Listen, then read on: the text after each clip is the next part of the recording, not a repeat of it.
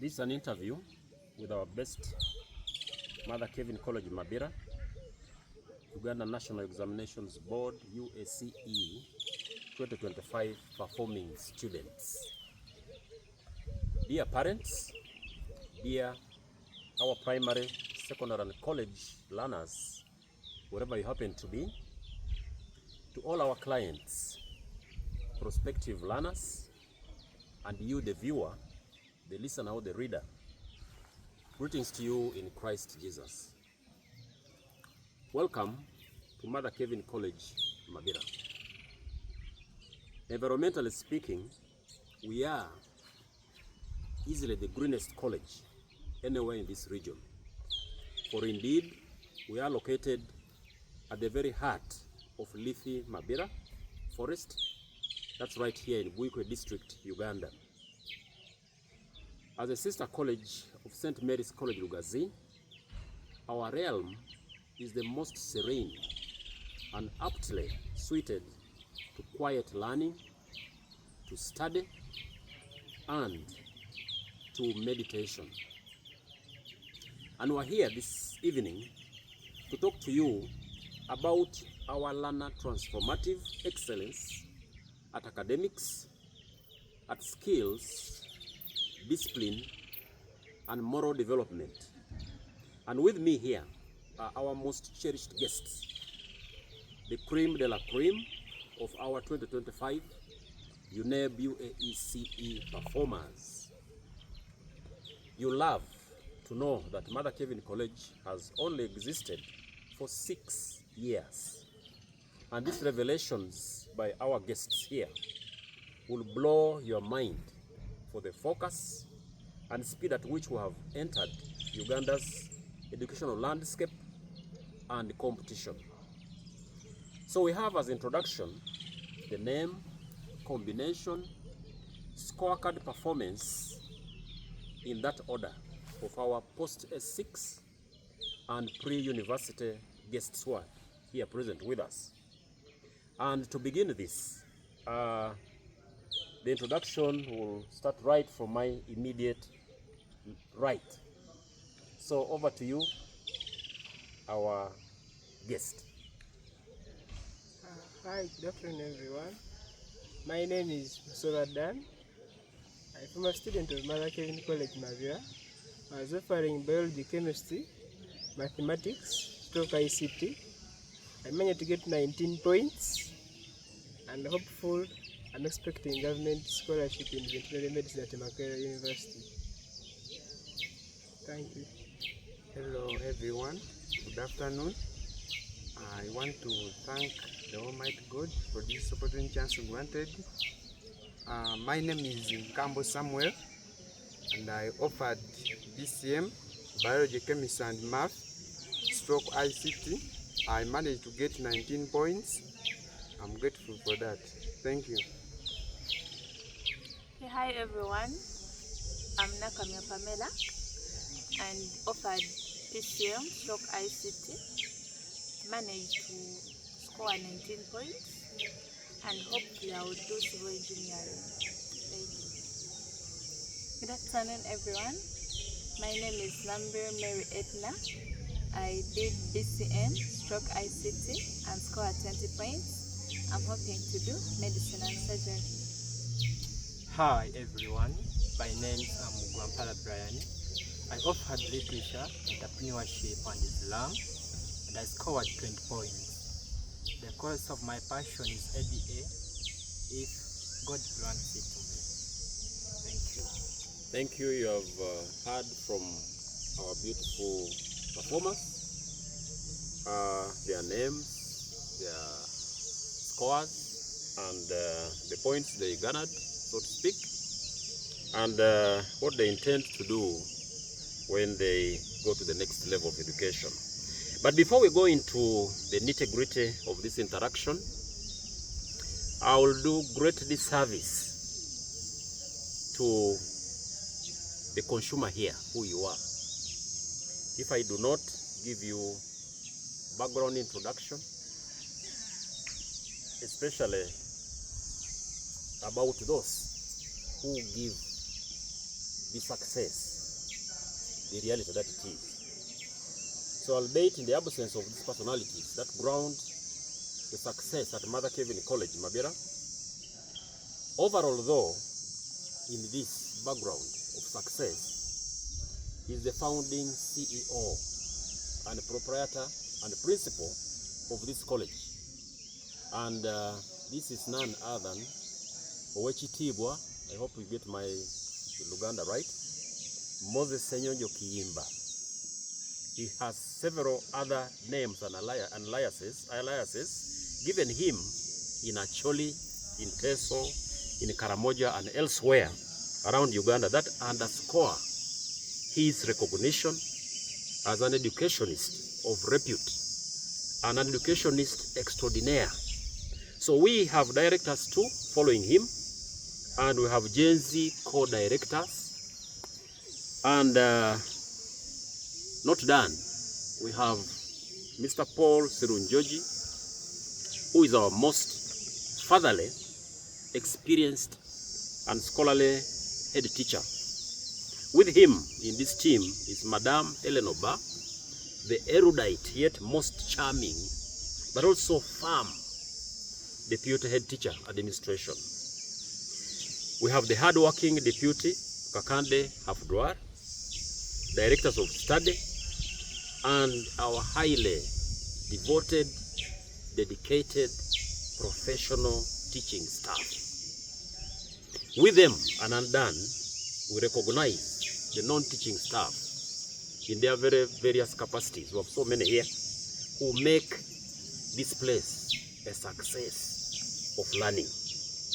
Listeners, it is also the unique tradition of our CEO that our best performing students at UNEB are engaged by the school in enabling staff and the administration in motivating their colleague students as resource personnel and examples of performance excellence.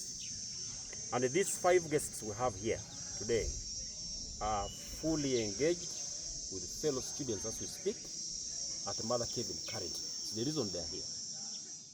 Yes, the CEO and Mother Kevin College remunerate these young people here very handsomely, including gift rewards for their best performance and as they await university intake and entrance this coming August.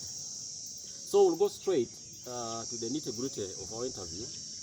Those are the questions that interest you in knowing how we perform here.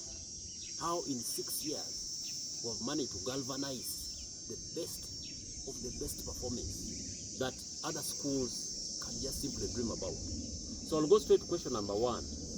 With this preamble done, we shall now hear from our students here that which made them emerge best, not just in MOK, but across this country. So we'll go in turns. What has made you the best students in this school? Can we start from my extreme right? Gwampara, what made you spectacular? How did you stand out? What is that made you emerge best? In your own words. Okay, once again, hi everyone. What made me succeed in my education here at Mother Kevin College, MABIRA? Firstly, I was putting God first, always putting God first. If you put God first in whatsoever you are doing, automatically success is at your side. Secondly, discipline. Even if you are bright, but when you do not have discipline, when you do not have respect for teachers who are going to teach you, for your fellow colleagues, because success is a combined effort where is achieved when it is a contribution for various parties. It is not achieved maybe like an individual, but if you put God first and you are disciplined and also you add your hard work, I think success will always be at your side. Thank you so much. To you, Namubiru Mary Edna, tell us the secret of your maximum 20 points in BCM performance? Once again, I greet you in the mighty name of our Lord Jesus Christ. So, for me to succeed in BCM, just to agree with my friends, I also put God first. So you trust in God, you pray, but you do the hard work. So you have to be very hardworking, very disciplined, and be organized, because it's from your hard work that God will bless your efforts. But you also have to be disciplined, so you have to have nothing disorganizing you. So with that, I think you can make it as well. Oh, beautiful. Kombo Samuel scored 19 points in BCM. So Samuel, how did you miss the maximum 20 points in your view? Thank you once again. Personally, I worked for 20 points, but due to the iniquities, the expectations, and the uncomings, I failed to get the 20 points. But though I'm grateful for that God enabled me to get the 19 points, and hopefully I'll go to government to do the course I wish for. Thank you. Thanks so much. Pamela Nakamia, you did a very tough combination PCM. During my time, decades ago, only those who were good in mathematics could attempt PCM. You scored 19 points. How did you beat the boys in this tough combination that during my time was more or less a boys combination? So, to begin with, I agree with you. The combination is tough, that's right. But how did I manage to get the 19 points? It's all about the support. I had strong support from mainly 5 sources. One, the main source that was support from God, which I always went to the chapel, I prayed, because there is nothing you can do without Him, nothing. The second source of support was me myself. I didn't give up on myself. I had to believe in myself. I had to ignore the fact that the combination is for boys. I had to sit in the character and fight as a lady. Then the third source of support was the school, the administrators and my teachers. I can't thank them enough. Then the fourth, it was my family, my mother, my parents, my dad. They never gave up on me. I always used to call home. They encouraged you, they come for visitations. Even if they didn't come, they still called and talked to me. Kept on guiding me and stuff. Then the last source of support, my friends. You know, in school you can't make it without friends. Those guys keep on pushing you, keep on encouraging you, and supporting you in all possible. So that's it. Oh, that sounds an entire piece of success. So Musobodan, you too did BCM and fell just short by 1 point to score the maximum 20 points. Were you disappointed, perhaps feeling cheated that you didn't get the full 20 mark score? Once again, good afternoon to everyone. Getting the 19 points, at some point of time, I felt cheated, but felt contented with it. I said, it's all that God had prepared for me, and I had to accept it in good faith. I thank God for the 19 points. Oh, that's great. So you have all heard from our learners. There is a thread that cuts across all their performance. One, they believe in themselves. Two, they put God first. You hear Guampara, who is not a Christian, and it was very focused on his faith. The same with the others here. They would go to the Catholic chapel and pray to their Lord. So first of all, here at Mother Kevin College MABIRA, we guarantee profession of faith, and that's the strength that we give to our children here. So everybody is free all our learners are free to profess their faith uninhibited. So if you're looking for a place where to bring your child to succeed, a child who puts God first, this should be your first destination. So otherwise, to you all, congratulations for emerging as our shining stars. Thanks so much for putting Mother Kevin on top of the board. We are proud of you, proud about you, and we know you are our goodwill ambassadors. Now we go to question number 2. As individuals, how did you approach discipline? We have talked about discipline, especially towards our stringent Mother Kevin College rules and regulations. You all know we cherish rules and regulations in this school. There are rules and regulations that are followed in the classroom, in the dormitory, and outside the class. How did you meet the disciplinary requirements of this school? Let's do a round robin of answers here. Anybody is free to begin. How you approach discipline? Anyone can take it on discipline? So for me to approach the discipline, it is true, we have very many schools and regulations, including the ones to be followed in class. We have the ones at the dormitory area and in every other aspect. But when you're reporting to Mother Kevin, as you're given the admission, you're also given a copy of the school rules and regulations. So it's not something you just find here, it's something you're told about before you join the college. You're given time to read the rules and regulations and you sign when you're admitted. So you just need to read the rules, accept to follow them, and be a student. Once you accept to be a student, you find yourself following all the rules because they are made for you, they are made to protect you, they are made to help you. So if you just follow them, it will make life at school easier for you. Beautiful.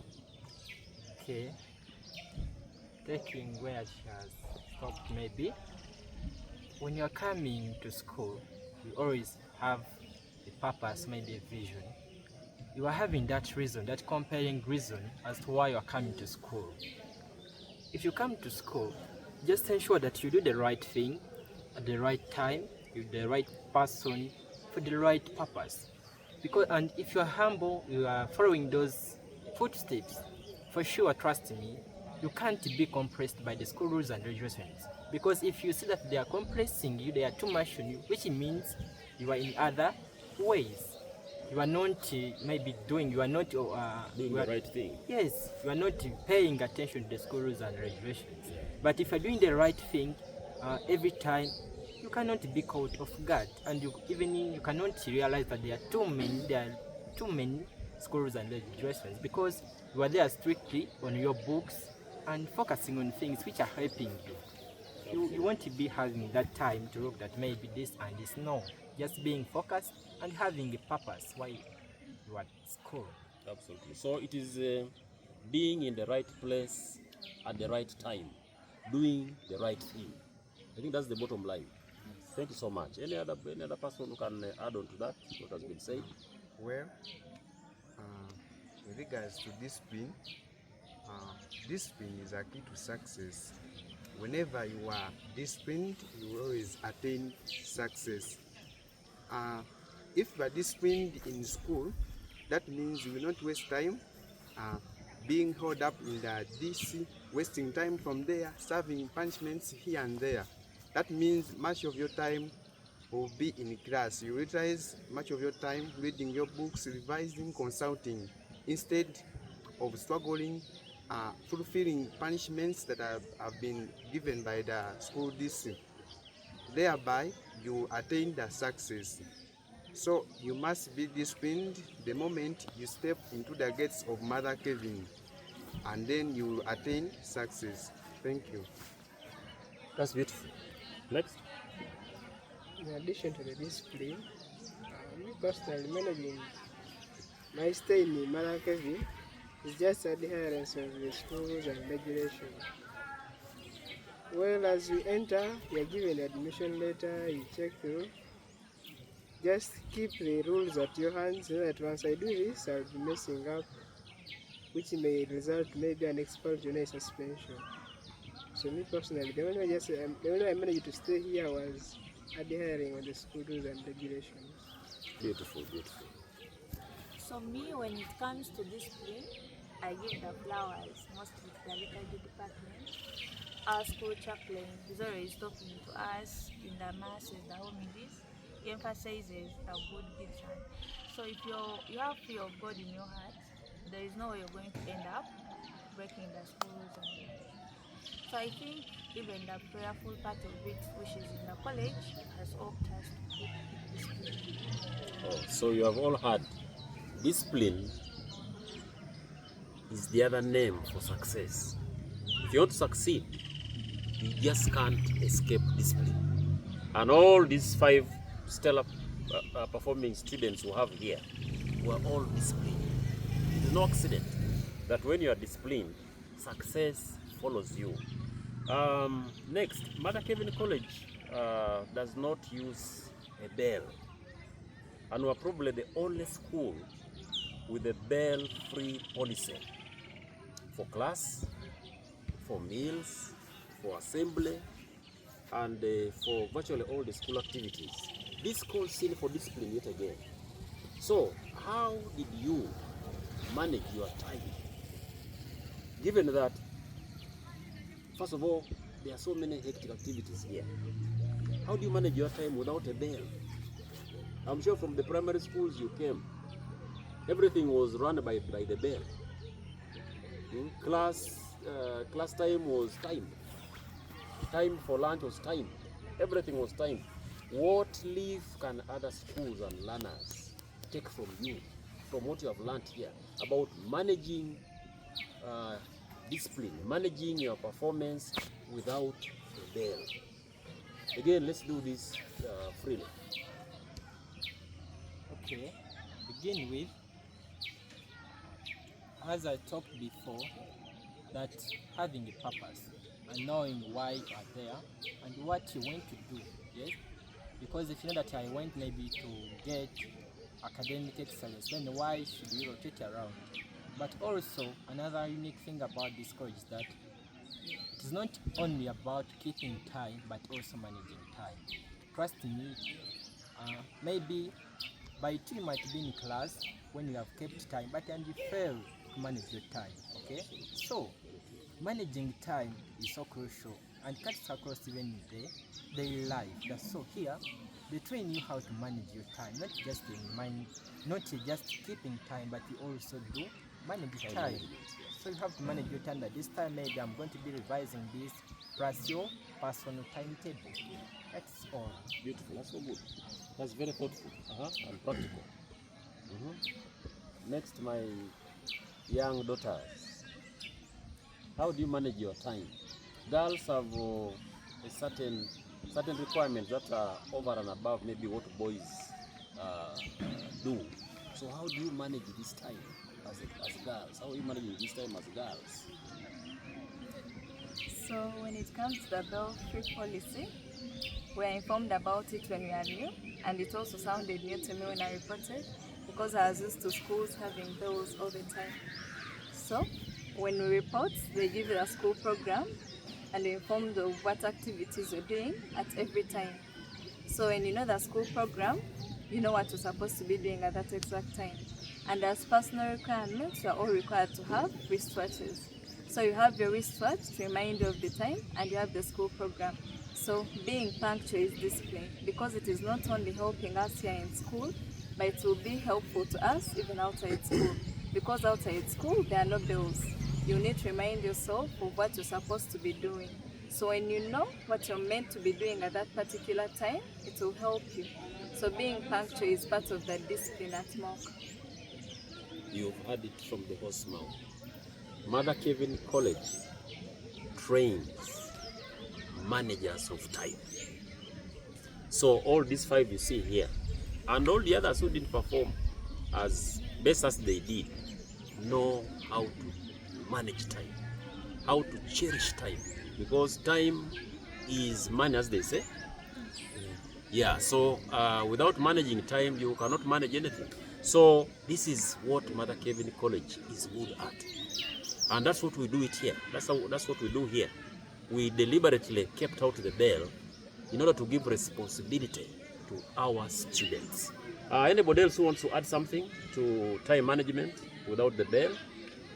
Or we can go to the next question. It is true, Mother Kevin doesn't have a bell.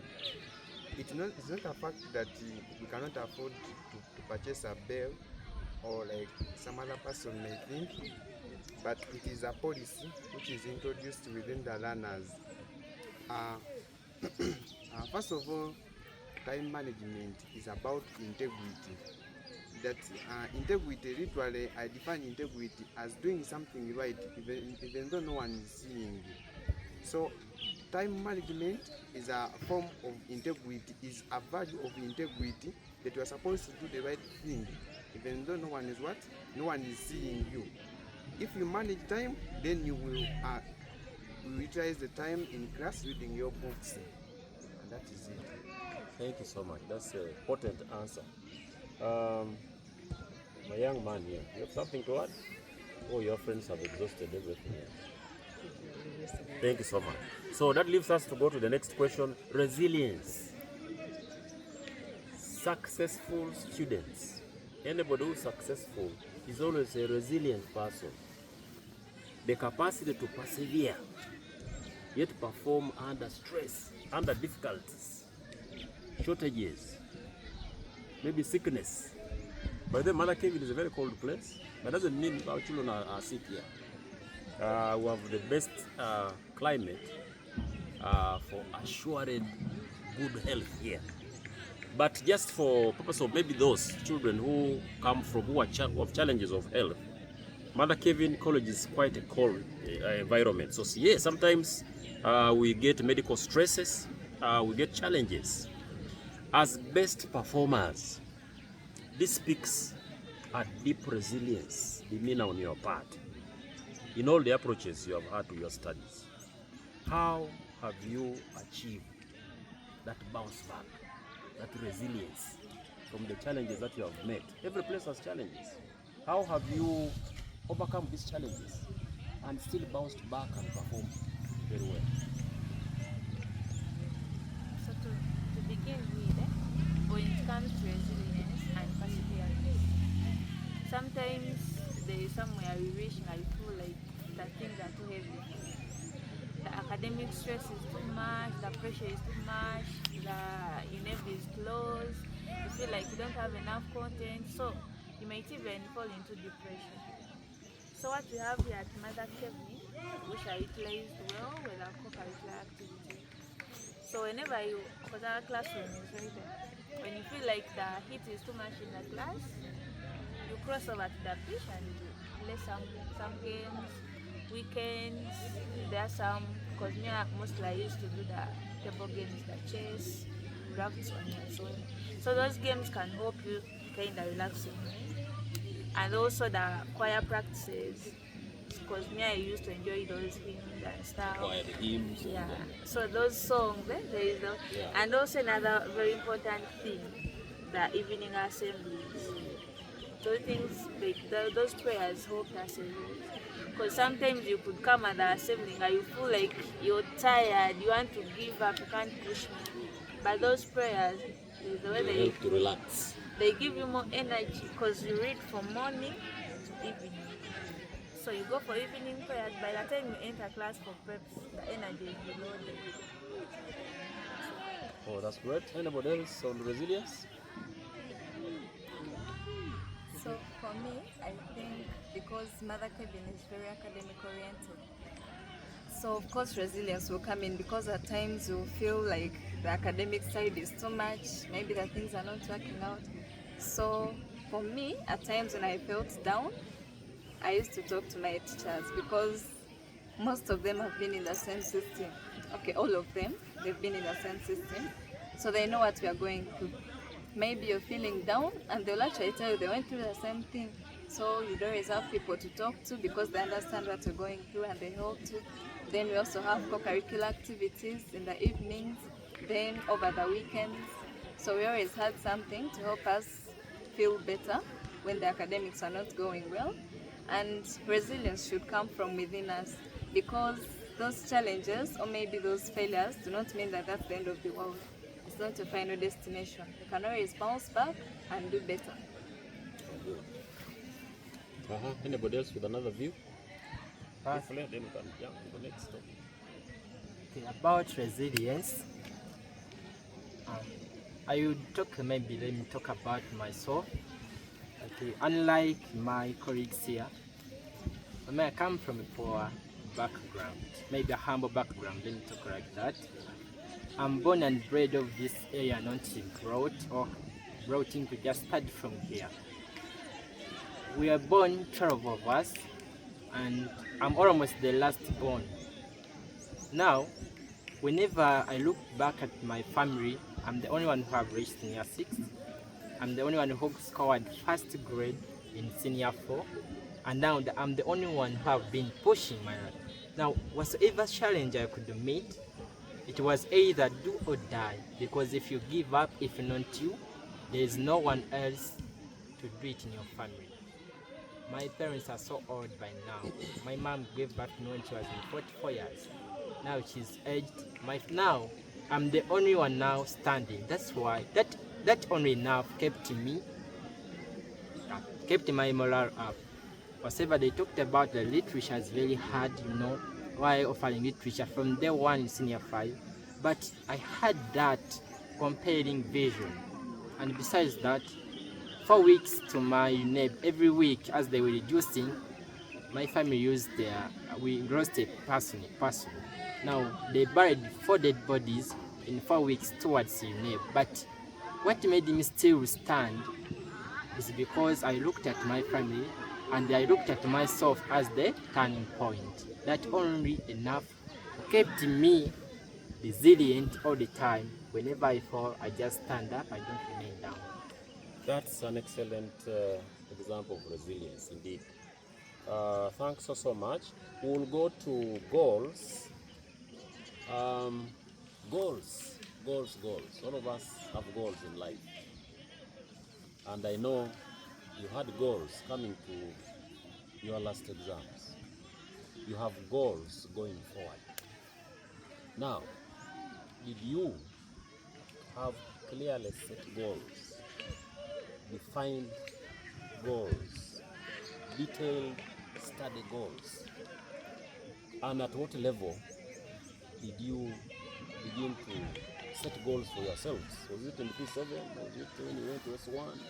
Or was it a one-off event when you're just going for your S6 exams? At what point did you begin setting goals for yourselves? How did you follow through to achieve these goals? Any of us can take on that? Me, my goals, after my primary, I still I wasn't very certain of what I would be. Then after my Form 4, is when I determined which field I should go to. Because during primary, you can set some goals in primary. I want to be a doctor, I want to be a police, and like such things. But then Form 4 is like the turning point that decides what you have to be. So after my Form 4 is when I determined that, I picked the interest in the medical side. And I came to a level with the intentions of being a doctor. Thanks be to God, and remember me, there's a good point that are going to enable me get a medical course. So far, so good. And you're on course. Those were good goal. That was good goal setting. Next. Thank you. To start doing anything in life, you have to set a goal. You have to set a goal. For any activity you are going to do in life, you must first set a goal. And then you will have to follow that goal in order to reach the goal you set already.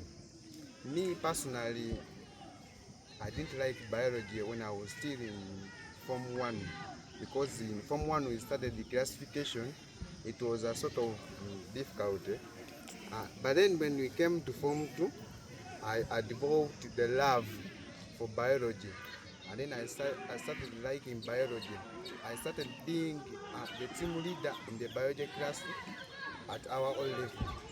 Then with that, I continued. I said that since that I love biology, then I can become a doctor, and actually I worked for that one. And I'm so grateful for the provisions that I found at the A level, that the school where I went to, and that's actually Mother Kevin. We have advanced science laboratories with good teachers who would provide the rats, the cockroaches, and the frogs we would dissect. That actually helped me. I felt like I was actually becoming a doctor. You know how you feel when you are interacting with that rat? You feel like you are actually interacting with a real patient. So that one gave me more love for biology, and to the point I'm here. Thank you. You have heard. In MABIRA we have a lot of rats here and cockroaches. So if you want to become a doctor, please come here. You'll dissect as many rats as you want, as many cockroaches, because we're in the forest. And our best doctors are made here, because there is no limit to rats. We can all dissect as many rats as you have, as you require. So that's very good. So we can, after all, develop our goals as we get along. You've heard him. He was not, he didn't like biology that much, but along the way, something prodded him. Maybe because there were so many rats here, and who knows? And here you are. We have makings of a doctor here. So next. So when it comes to goals, me right back in primary, I remember it was P1, P2 that you can like, what do you want to be in future? So everyone was like, teacher, doctor, Nancy, policeman. So there was this certain new boy in the class. He was like, me, I want to be an engineer. So I was like, what's that? And the word is, I've never heard of it. I didn't even know what it meant. I also just copped out like, me, I want to be an engineer. So when I finished primary, I went to secondary. Form 1, cutting at a physics teacher comes, he's like, you know those Form 1 notes? Why do you study physics? To become physics teachers, to become engineers. I was like, okay, so if you want to be an engineer, you have to do physics. That's when I picked the interest in the subject, and I loved it so much. I loved math. So from back then, I know I would have to do physics and math. So I worked hard on them. I finished Form 4. Okay, in all level. Somehow, somewhere I performed well the art subject, and kinda didn't perform well in physics, but still I said I have to do it. So came for A level. I remember my literature teacher was like, you come and do literature, because I had a D1 in literature. I told him, no, me, I have to be an engineer. So I did physics and math, chemistry. The combination was tough, but I knew what I wanted. So I had to fight it. Thank you so much. So you can see our goals are in themselves dreams. When we dream we want to be something, there is no object. So whether there is hardship, whether you look at the subject as tough, but our dreams impel us. They impel us to ambition, to greater focus on performance, and they urge us to realize our very own goals. So next. So to agree with my friend, I also decided that I wanted to be a doctor when I was still in primary. I was still a young girl and I wanted to be a surgeon, but by then I was not sure what surgeons do. I just knew surgeons are doctors. So since then, I knew I wanted to be a doctor. And everyone at home used to tease me, if you want to be a doctor, you have to be good in science. My favorite subjects were math and SST. So of course, telling me that I had to do science pushed me to work harder in the science. I started practicing, I struggled with my teachers, but then I loved the SST so much.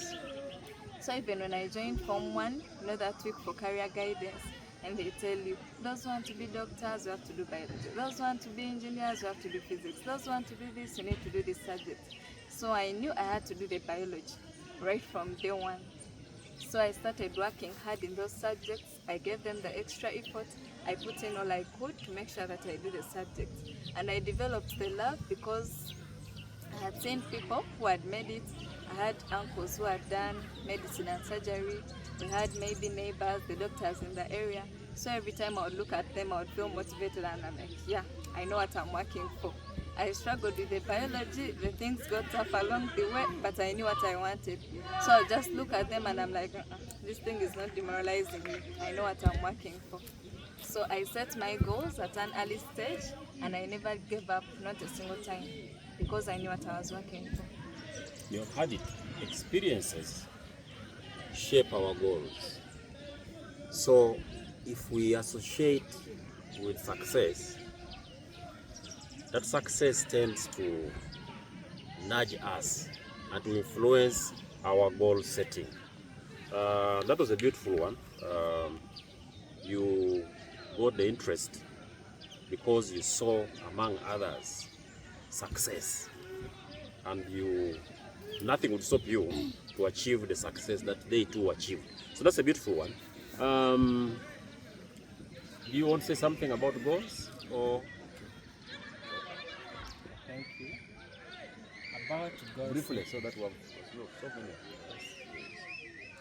No, setting a goal, I know you have to set a goal, but before setting any goal, make sure that it lies under SMART, that is specific, measurable, attainable or achievable, realistic and time bound.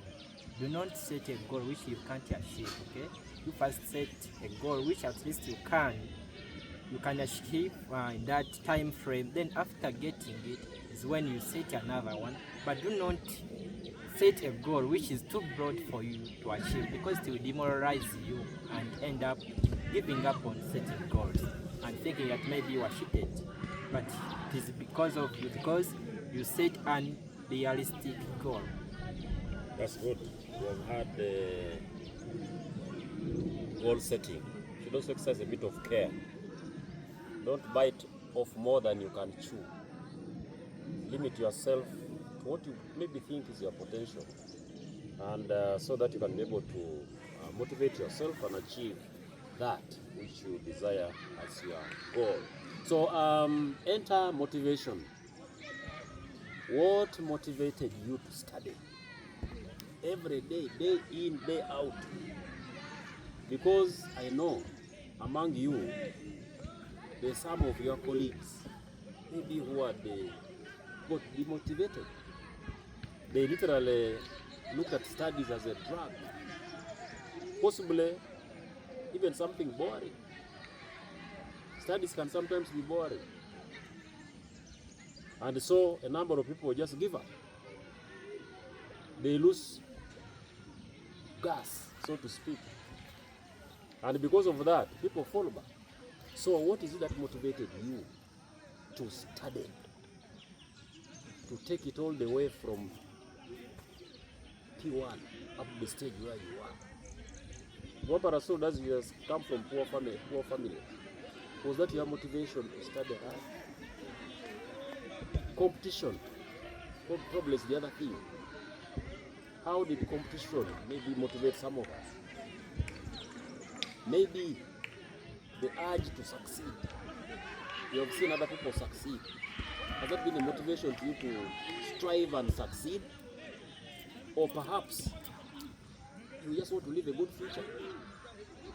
Is that at the center of your motivation to study?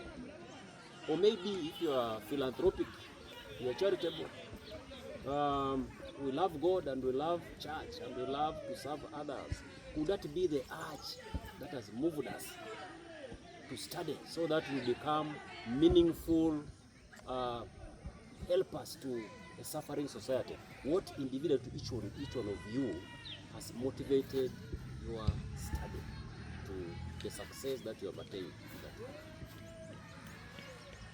Okay, what motivated me to study hard? I think I can base on only two factors. The first one are those people, those who used to talk to me sarcastically, maybe because of offering literature that our 20 points, but when they know that in literature it is impossible. And they used to tell me that in literature, okay, continue being there. Literature, from day one. So I never wanted their words to come true, that we told you and you refused and you stayed there. I So had to work you hard. called their bluff.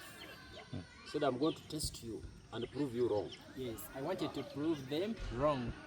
Then the second one, my fellow candidates who used to be there, say, man, you're better than us, so you can help them, but you can see that hard that that you will let's wait UNEB. Everything we wait UNEB. So in any moment, if there is a fuzz in UNEB, it will be again a top. So you have to keep high that you started it, ensure that you end it well. If you are the top scorer, make sure that you keep the legacy until the final. That's also motivated me a lot, because even if it is a family background, trust me, education is so hectic. You reach a time and say, not because of this, but education. But there are some factors, those close factors, you can take them to be minor, but yet they are so They are influential in your life, significant, yes. even in your academic journey. Thank you so much. Thank you so much. So to me, my motivation mainly came from two factors. At school here, my teachers and my friends, they always motivated me. My teachers believed in me a lot, some of them even more than I believed in myself. Then my friends, you'd come out of the paper has stopped and someone is telling you, I'm seeing 100 somewhere, I'm seeing a pure distinction somewhere. So every time they believed in me, it motivated me to work even harder, because I knew that they were shared in my joy and they felt my pain as well, so it motivated me. But the major reason also came from my family. I have a very competitive family. Like, we have this policy: if one has reached a certain level, the next person to that level should surpass that. Beautiful. So every level you get to and someone is like, I had 19, you only have 1 point. I had this, only have this left. If they're telling you maybe P7, like, I have 5, your only point is 4. I had 19, your only option is getting a 20. So that competition, yet supportive nature of them, also motivated me to work hard. Beautiful. Beautiful. That's really a good example of competition. Huh? Now, me, when it comes to motivation and encouragement, it came from, first of all, within the staff, our staff members, our teachers. We are taught by people that excelled in a subject that they are teaching. You look at a teacher, physics is hard, but he's showing you that I have an A in that subject. That means you can also make it. Our teachers have points 19, 18, 20. So you look at them, you'll be like, if you got it, why not me? Absolutely. Then another source of motivation, me, every time we went back home or on the way coming back, whenever I pass in downtown and I see how those people are suffering, struggling to get the money, I look at them, I be like, I don't want to live this kind of life. Yeah. So I have to work hard, at least maybe education somehow will help. Because when I look at our teachers here, some of them are driving. When I look at the CEO, he used to park there his Range Rover. Yeah. And whenever he parks it there, I make sure, okay, we can pass the other side, but I make sure I pass all the way this side. I look at to the look at like, one day. So I read hard for that. Okay? I like that. That's So a the good motivation is actually within the college. one. Oh, beautiful. That's so good. So good. Yeah, with regards to motivation, me personally, motivation, I'll talk about two things. First, this doctor is called Dr. Ben Carlson. He's a brain surgeon. This guy here separated the brains of two people. Like two people born with the same brain, but he was able to separate the brains successfully. Because I call them Siamese twins. Yeah. So I was motivated to the extent that I felt like I should become like him, and actually I really worked for that. Another source of motivation was my fellow colleagues in class. I used to put on, actually me personally, I lived the lab coat. Now they used to tell me, hey, Dr. Samuel, Dr. Samuel, Dr. Samuel. So I always worked not to disappoint them, because how would they be like, the person who used to call a doctor is right now, let me say, the teacher. sorry to define in that way, but so I had to work hard so that I prove a point that I can really become what? A doctor. Thank you. Oh, very good. With motivation,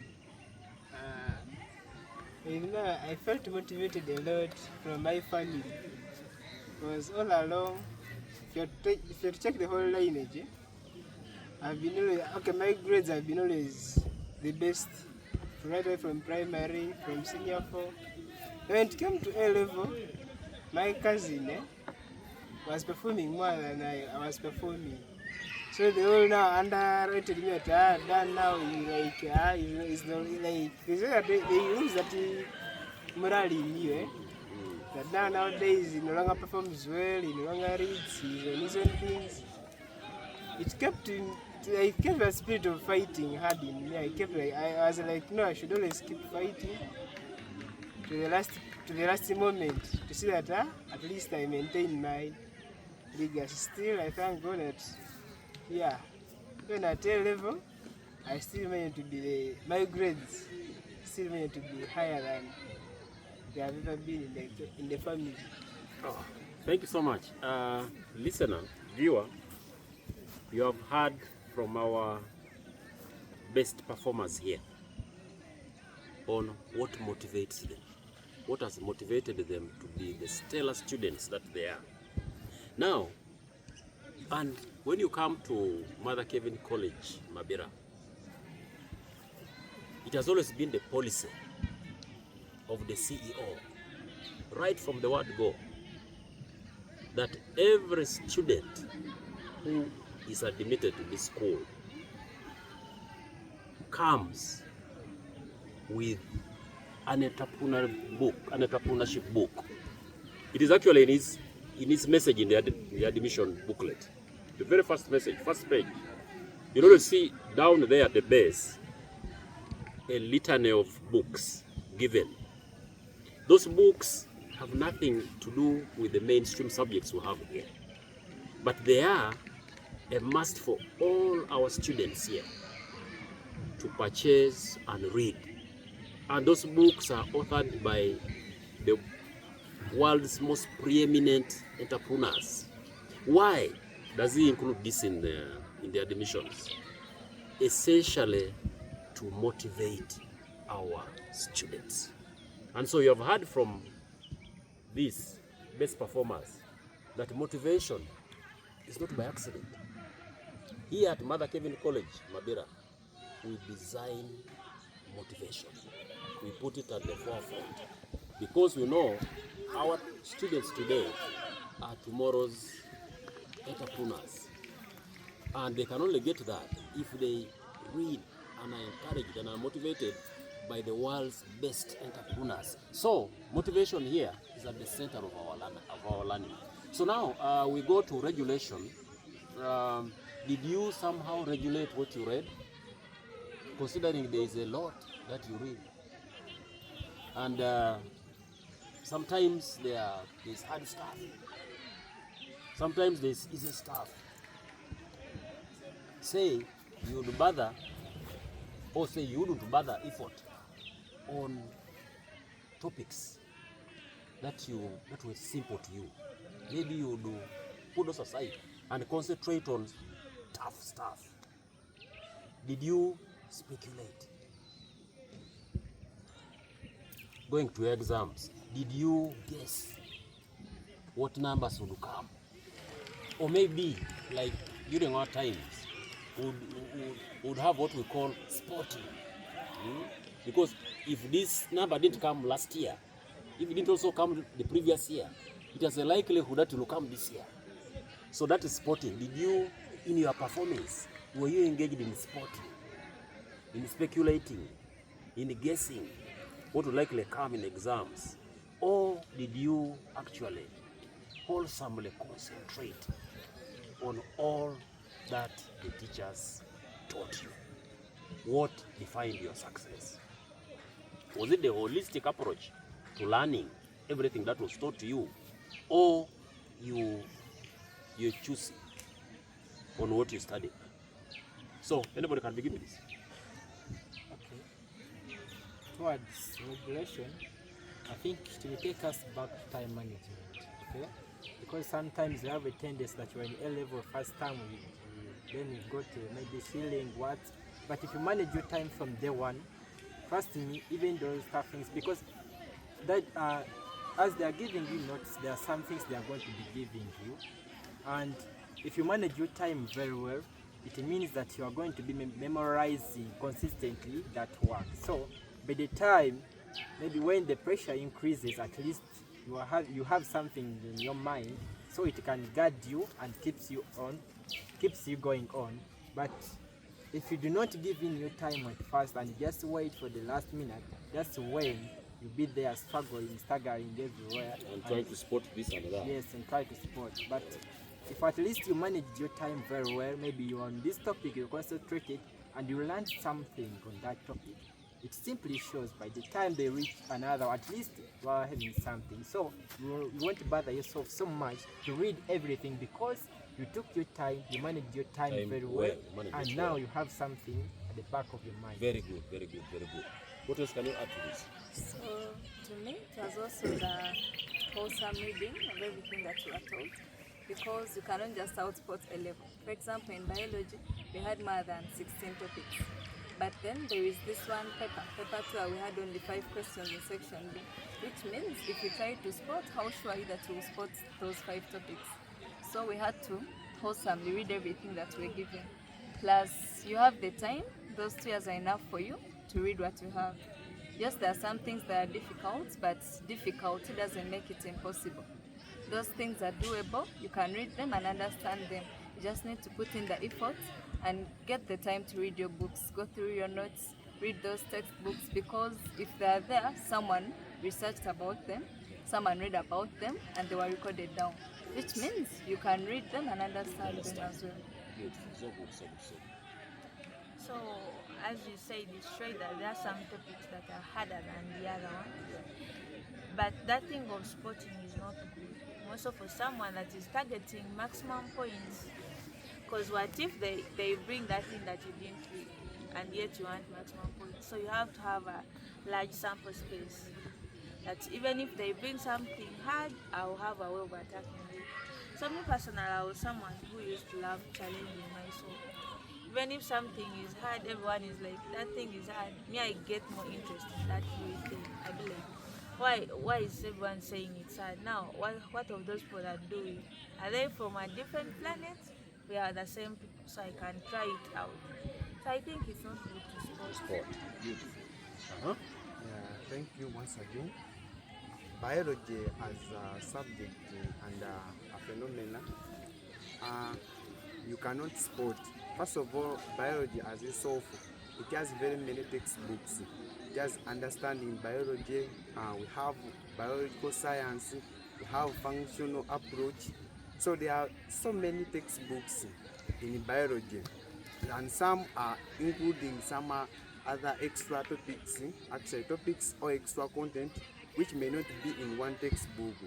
So there is no way you can spot in biology, because actually that will not be grooming a better doctor, because a better doctor, you're supposed to be knowing each and everything. You must be having to have vast knowledge. So you cannot spot at our curriculum, the old curriculum we had. So you had to read a lot, and in that it takes us back to time management. If you manage time, you actually realize that time is just enough for you to read the so-called hard content, and you master the content. So you are able to answer the papers that are presented to you. Thank you. Beautiful. About regulation of work, the person is targeting maximum points. You need to spot, need to have a wide yard, like I said, a wide sample space. If you there's like some subjects like biology, you can't spot them, because out of the 5 questions you do, chances are very high that you may spot some too, but you may not again maximize them. Then the other part you are totally off, which now you can't achieve the maximum points that you are targeting. So with a point duration of work, at least it's better. You utilize your time whether in school The time you have like for lounging around, it's better you keep in your books. Try to capitalize on the things that are challenging. To have a wide surfaces when you're facing the exams. Thank you. So you have heard very clearly. Here in Mother Kevin College, MABIRA, we don't sport here. If you want to sport, please don't come here. Because here, we take everything, line, hook, and sinker. Everything, the entirety of the syllabus is presented by our teachers here to all our students here. We do not leave out anything. Why? Because we are preparing tomorrow's doctor. You have heard from them. And that's the reason they succeeded. To be tomorrow's doctor, to be tomorrow's engineer, you must be all round. You must be somebody who's prepared all round, have all the stuff in your fingertips. We don't have half-baked students here at Mother Kevin College, MABIRA. So, if you want to come here and be the real doctor, who tomorrow will be grounded, this is the place to be. Come here and get the fullness of the syllabus. So we go to, and I would be incomplete if I didn't thank these excellent students. You've just heard them. None of them has spotted anything. Zero. They studied the whole hog of the subjects that they excelled in. So please come and be a fully grounded student here at Mother Kevin College, MABIRA. And it's only here at Mother Kevin College, MABIRA that will ground the totality of an individual. So we go to our feedback. How important was feedback from your teachers, from your fellow students, from the parents? Some of you have already alluded to that. From your Tumblr assessments, the results, Tumblr results. How maybe also from other schools. You normally visit other schools, conferences, and learn from them. So, how important is feedback, this multifold feedback, to your concentration and study? How did it factor in the performance that you had, the feedback? When you talk about feedback, I think it's very important and it was very helpful to me. Because when you reach out to the teachers, because for us our teachers are very good and they follow up every student. We have this kind of teachers who know that this time, this test you had a 60 and this test you have a 50. So they will call and be like, what went wrong? What happened? Why did you drop? So they will be like, when you were answering this question, you made this mistake, don't do it again. So you learn it and you be like, so, this is the mistake I made. So they also guide, because they went through the same process, they experienced what you experienced. So they had experience. They could tell you, read like this, they guide you here and there. So the feedback from the teachers was very helpful, and the parents, they were very involved. So if this message reaches out to the parents, I would be like, try to follow up your kids. Because sometimes they need to hear from that, they need to hear from mom. Don't just take the students at school, you come back to pick them. Even some parents don't even bother. You wait for them to come back home. Some parents don't even ask for report cards. Me, I had parents saying, you get your report card, you be like, now what will daddy say? You know, because you take that second term report and he has the first term report. Like, what happened in physics? So you engage with your children. That's great. So to me, the feedback from my teachers and parents did me well, because at home they would follow up on all my report cards. So they kept track of my performance right from day one. They knew, okay, from 5 first term, this was your performance. Second term, maybe you're having challenges here. What's the problem? How can we help? Should we get to some more books? Anything that we can help you with? So they were always supportive. They always looked at my challenges and found a way of solving them.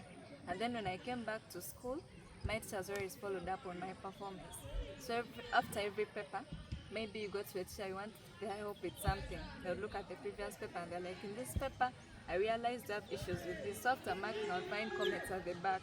Maybe to practice this, get more practice in this, work out better in this. So I would look at those comments and I know, okay, I have challenges here. I go back to the teachers, they help me out. Because every time we'd have continuous assessment, they would do that topical assessment so they know, okay, this student has challenges in this topic, this one has challenges in this topic. So because they knew where our challenges were, they were able to help. And they also studied our personalities. So these teachers understood who we are. Now as one student who would understand best if you're teaching me one-on-one. You would come to class, you cover your content, you get out, there's some one thing I've not understood. You come back and do it a second time, maybe I've not understood. Once you do it one-on-one, I'll never come back, that's fine, no, I have it. So they knew that, okay, that particular student is good, but they need the extra time one-on-one. So after covering, they would actually send me and ask you, did you understand? Should you work out better? Is there something you didn't understand? So they were always very supportive and helpful. Oh, that's so great, so great, so great. About feedback, for me, I love MABIRA College.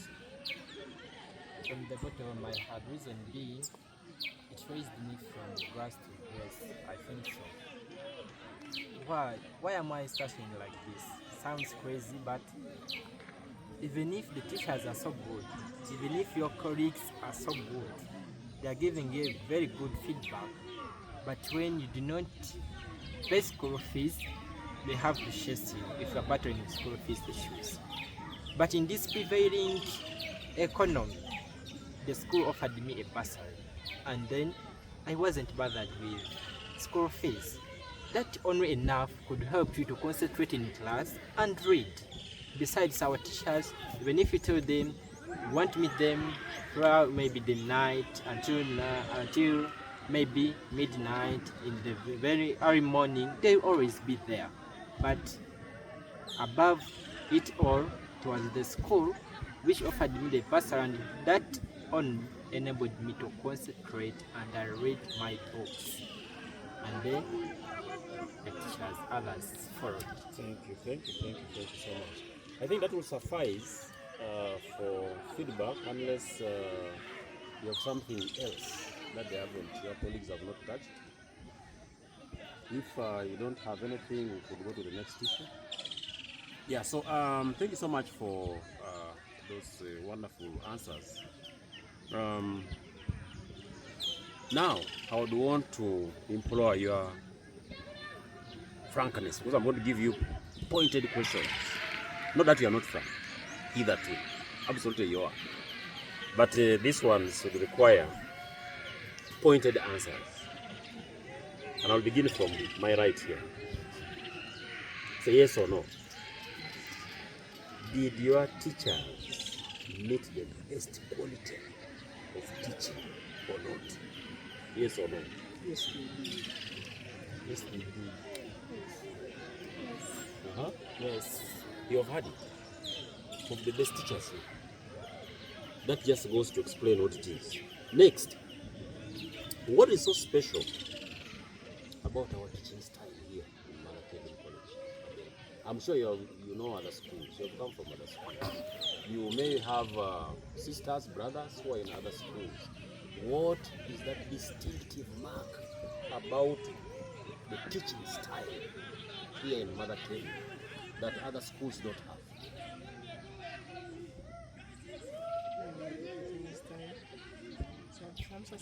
Some subjects like biology, yeah, when they used to teach with the projectors, they show us how something is happening.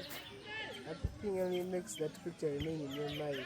Even if the paper now comes, if you read the question, you can just put on that scenario that you saw how things were moving from this step to the other step, and you can easily narrate some good response. Oh, beautiful. So the visual aids. So MABIRA College is getting rid of chalk. So whoever you are, if you are still analog where they keep chalk in the classroom, MABIRA is here. Come here, we now use visual aids. We have projectors that our teachers use, and you have just heard from him. Visual aids further enhance his cognitive capacity to prepare as he reads. Next.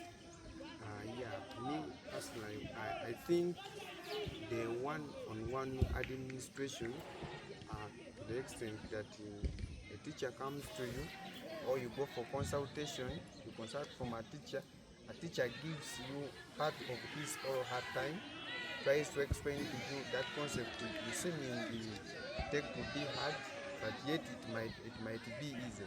The teacher explains to you one-on-one, you understand the concept. I think that one is actually gives Mother Kevin a credit.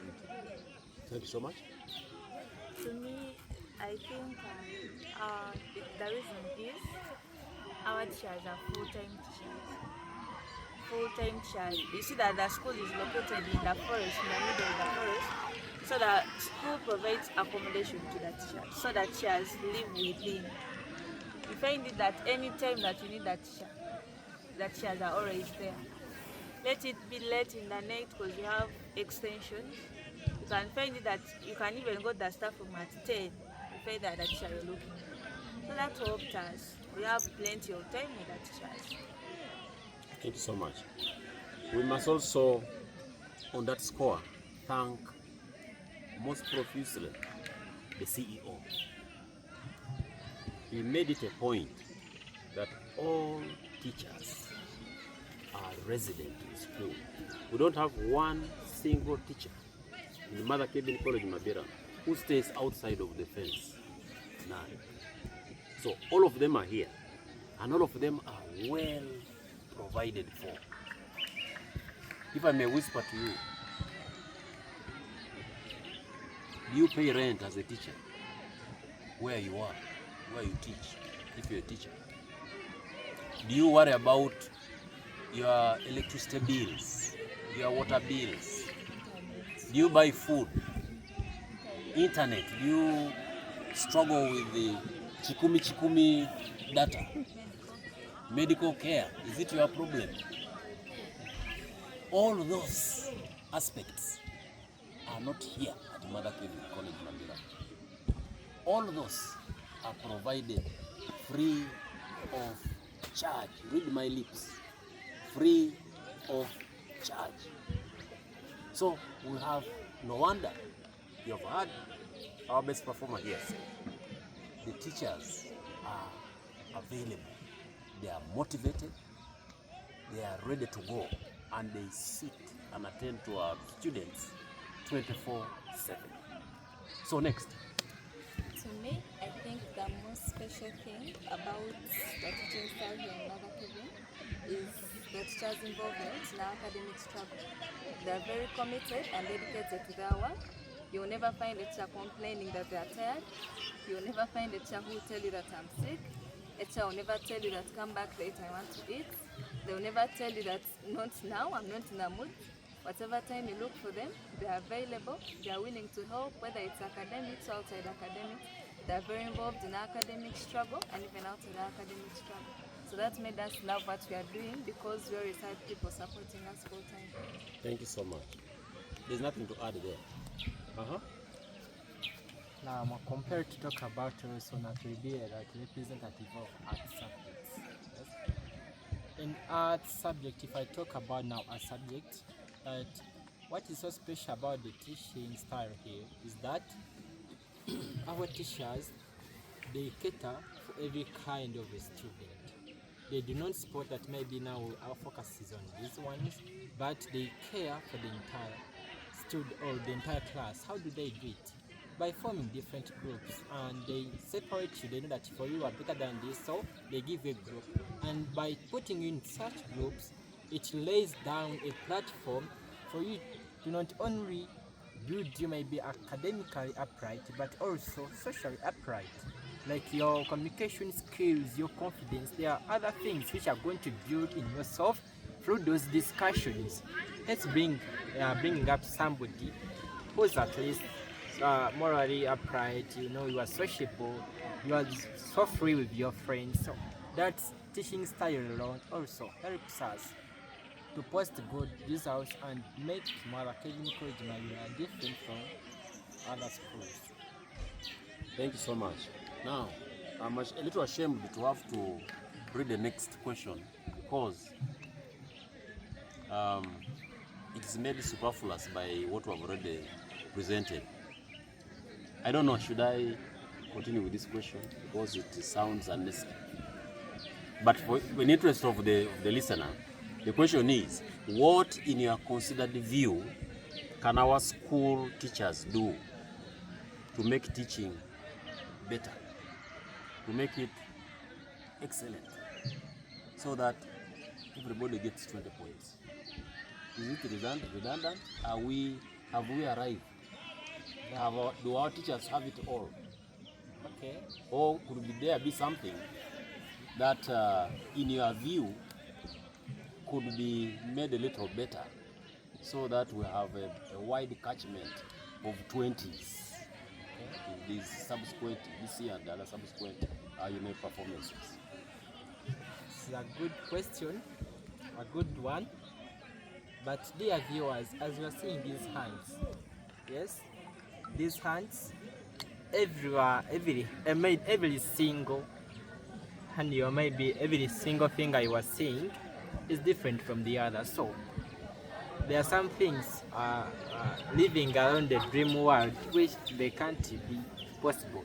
Even if they are okay, they are trying their level best, we can't blame them, we can't complain about them, but maybe they never did this or this. Our dear teachers, they gave in their level best to the fullest. They did all what they can, but also God decides. But I don't think that there is something else they can do, because they have been doing it all. Then that means maybe they, okay, it's like maybe we are having some loopholes, but since we do not have them, our teachers, I think they are the best. Moreover, some students, they just join on the way. They are not so grounded in our culture, maybe from the start. They just fight with them. So our teachers, I think they are the best, and they are doing it all. Thank you so much. Anybody with a contrary view? Are we all agreed that we have the best of the best here? Yes. Thank you so much. The verdict again is out. Now we switch subject. Let's go green. Like I said from the preamble, Mother Kevin College MABIRA is forest. We are in a serene environment. It's cold here. It is quiet here. It's unpolluted here. There is no pollution here. We don't have noise here. There are no fumes from vehicles, from whatever. We have the most pristine environment here. Now, this environment contributes to performance, without a doubt. I want you to hear from our stellar performers here what this environment has meant to them these last 2 or 6 years they have been here, and how this environment has factored into their performance. So, beginning from my young man here, whose second name is environment, perhaps. Well, the environment at Mother Kevin is too good and very conducive. It's very quiet. You don't get disturbances while you are reading. Just as you can see the green pastures around, there are some shades that you can even come and rest when you feel you are exhausted. There's some fresh air. So, Mother Kevin environment is actually, to me, to all the schools I've been to, it has been the best. It's a good conducive environment. Thank you so much. Thank you. Mother Kevin has an advanced ecosystem. We have the biotic and the abiotic factors. Now that is a biology man speaking. Your listeners might not exactly pick you properly, so you may have to break that down. So abiotic, biotic, and all that stuff. Go on, go on. So among the biotic factors, we ourselves, the living things that are within the community. We have the trees, you can see the green pastures around. Then we have also the abiotic factors, like we have a few vehicles somehow. We have the classroom blocks. Those are biotic factors. They are not the non-living things. All contribute all contribute equally to this our stay here, to our reading here. In that these trees provide us with oxygen. They provide us with purified oxygen, 100% purified oxygen. Wow. That actually helps us to have a conducive environment, and in that we are producing the ujajas, the uhuns, and the uguns of the academic excellence. Wow. Thank you. That's a good one. So we breathe the freshest air here.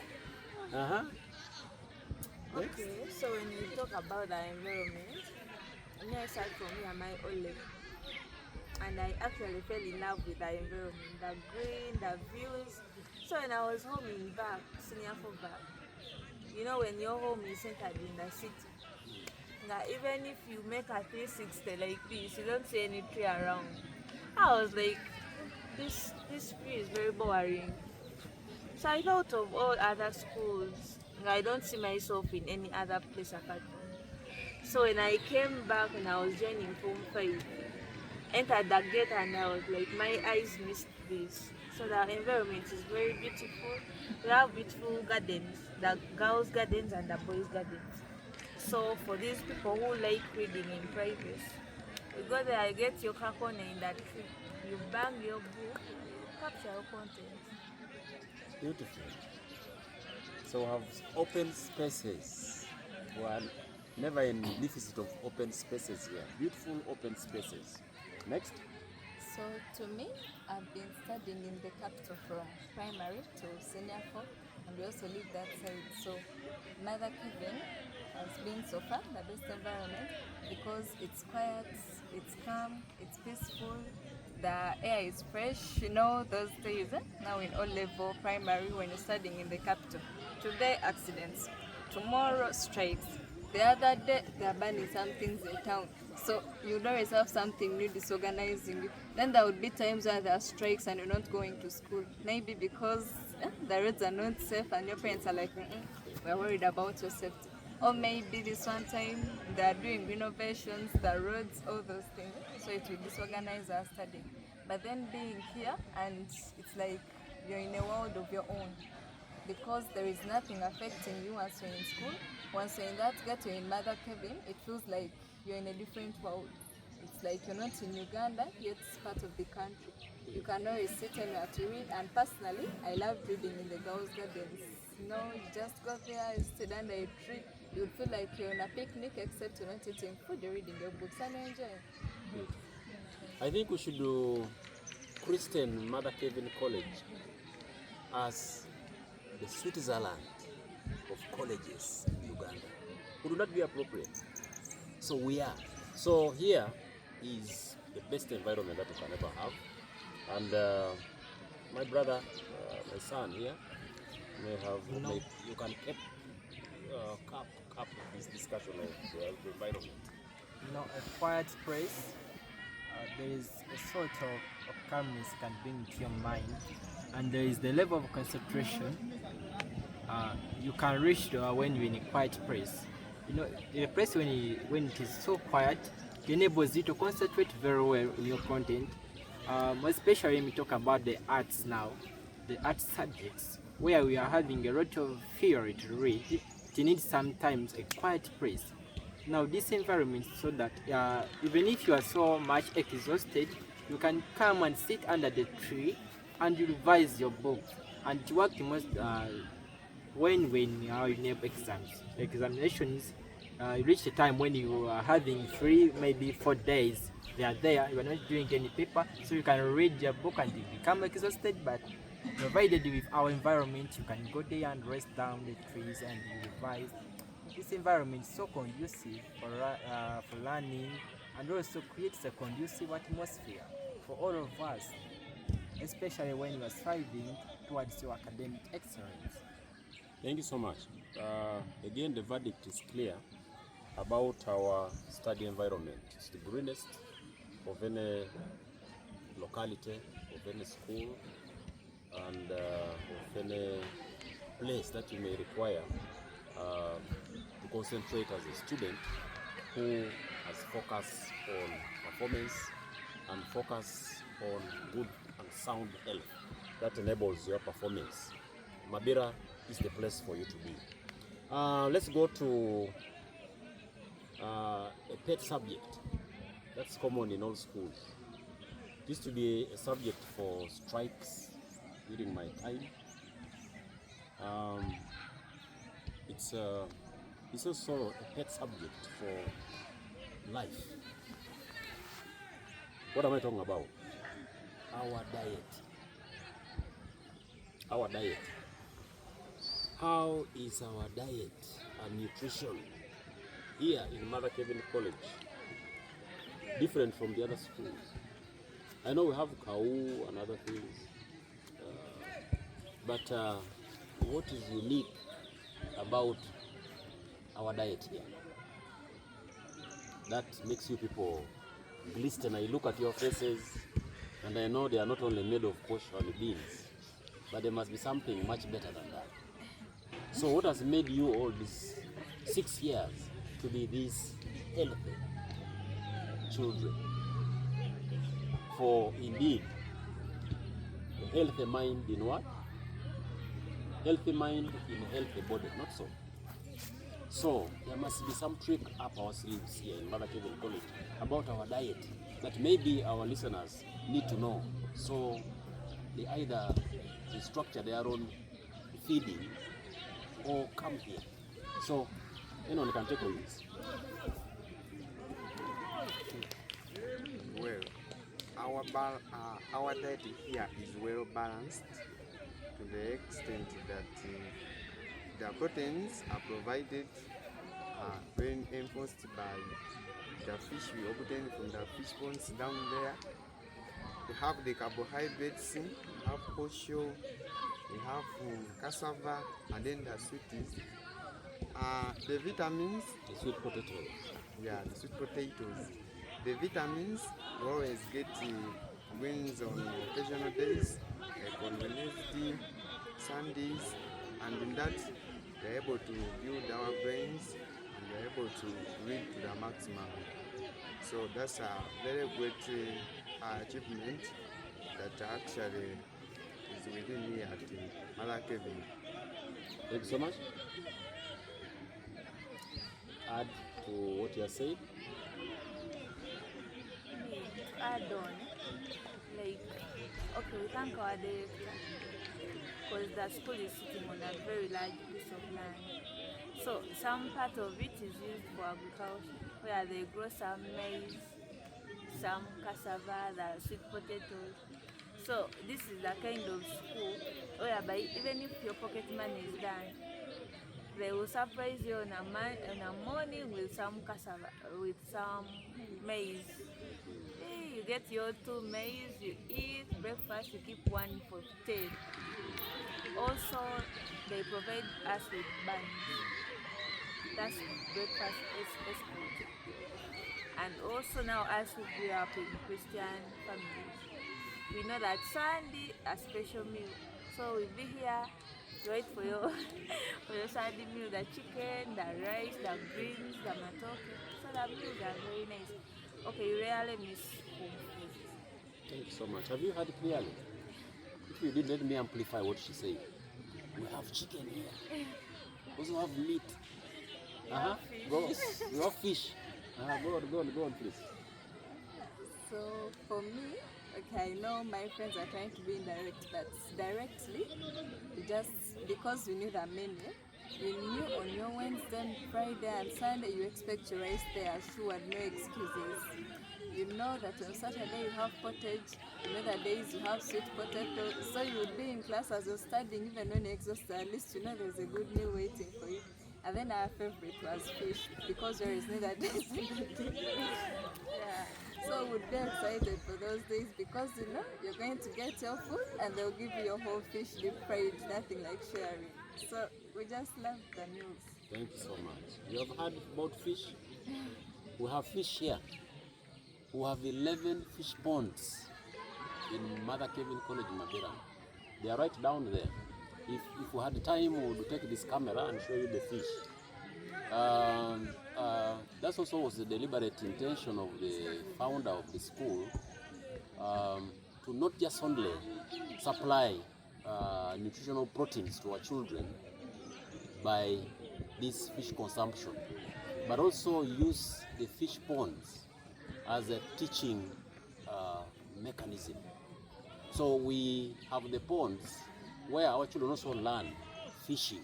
So we have a fully fledged Mother Kevin College Fish Center right here. It may not be in your area, but you want to learn fishing, come here. This is the place to be. So, next. I think about the menu is that about our feeding, that we have a clear defined menu, and failure to meet maybe that menu on that particular day approaches and compensation is done. And above all, there is cross monitoring of the meals by our head teacher. You can find him sometimes there at the kitchen trying to supervise, even at times can serve, just to ensure that the students are getting the best meals on that particular day. And to our surprise, even the CEO sometimes passes by to see that yes, it is a Sunday. Are they really eating chicken? That yes, it is. How is it? How do they cook it? So that process, although the school funds the feeding, but also they monitor them and they ensure that the students get the high quality meals every day. Thank you so much. You've heard from our performers that meals here at Mother Kevin College, MABIRA, are not only nutritional, they are also sufficient for every student that we have here. And much of the food that we also eat here is homegrown. The fish, the potatoes, the maize, the cassava. As we speak now, all around the college is surrounded by a new gardens of what? Of potatoes. So so that's the beauty about Mother Kevin College, MABIRA. We have agriculture here, so the students are hands-on, and they supply, especially the greens they eat here, are grown by the students themselves, the agriculture class, and they are sufficient most times for the needs and the nutritional needs of our students. So much for our diet. We'll go to, like I've said, this interview would still be incomplete without me touching on the parental role, the parents behind all these wonderful students of Mother Kevin College, MABIRA. So over to you. What do you owe to your parents in your excellent performance? The answer may look pretty obvious to all of you, but what is it that you, especially you, the top students, owe to your parents in your excellent performance?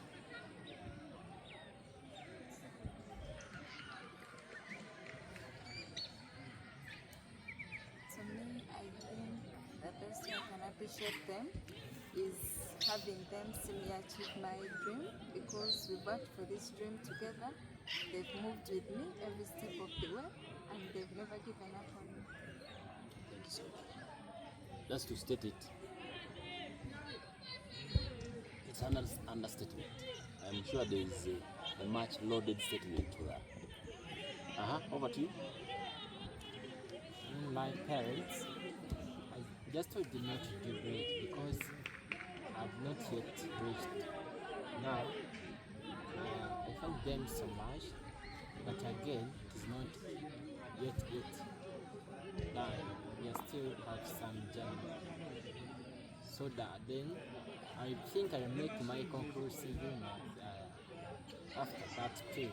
But right now, I still thank their support and they're still giving me, but it's not yet done. We're still moving on. Still continuing support and love. Over to you. Me, when it comes to the parents, I even don't know how to explain. Because the journey has been really long from day one. Actually, from that day when I was not even yet born. The struggles have been tough, raised me up, taking care of me, headaches somewhere there. You know, girls are not easy. You disturb them here and there. There's that stage where I reach, they say you can't do this, you feel you're big. But they keep being patient with you in every situation. So I thank them so much. Then I thank my parents for praying for me. I have prayerful parents. Me time reached, you know that time where period of time you teach you, even when you kneel down to pray, you feel like, oh, should I tell God this time now? But your mom is there still praying for you. Even that day before the release of exam, my mom was, because I was staying with my grandfather. She called me and she was like, let me hope you're fasting today. I told her, Mom, even if I fast today, results have been released tomorrow. They already not. She was like, still keep praying. Yeah, I was like, Manang, pray for me. I no longer have words. So I thank my parents for praying. Thank you so much. Thank you so much. Your parents? Well, me, I look at success as like a tree. Success is like a tree where there are branches, there are leaves, and there are also the roots. So the parents we have, the parents I have are like my leaves, are like leaves on a tree, because they kept on providing. If you look at the leaves manufacture food, which is utilized by itself and then utilized by the other parts of the plant. So the parents have been my leaves. They have provided the food through their continuous prayers and paying my school fees duly. So that one actually will enable me to attain the good results. I'm grateful. Thank you so much. In a short summation, your parents. To my parents, I'm very grateful for the support that I have from my nursery, primary, till this far. I'm very grateful for their support in terms of finance, other things apart from academics. I'm very grateful, especially my mom. She used even to fight towards UNEB and towards the release of exams. She used to fast. She used to call me, Dan, we're entering a fasting for 1 month. I'm very grateful for my mom and even my dad as well, because he has been paying my fees from my primary till now.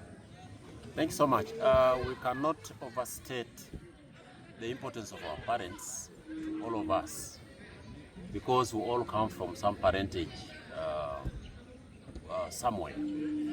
Parents are our love, they are our raison d'etre, they are the reason that we are here. And without parents, we wouldn't have this discussion. So parents are our all. They are the second God we have here. They are the reason we are here.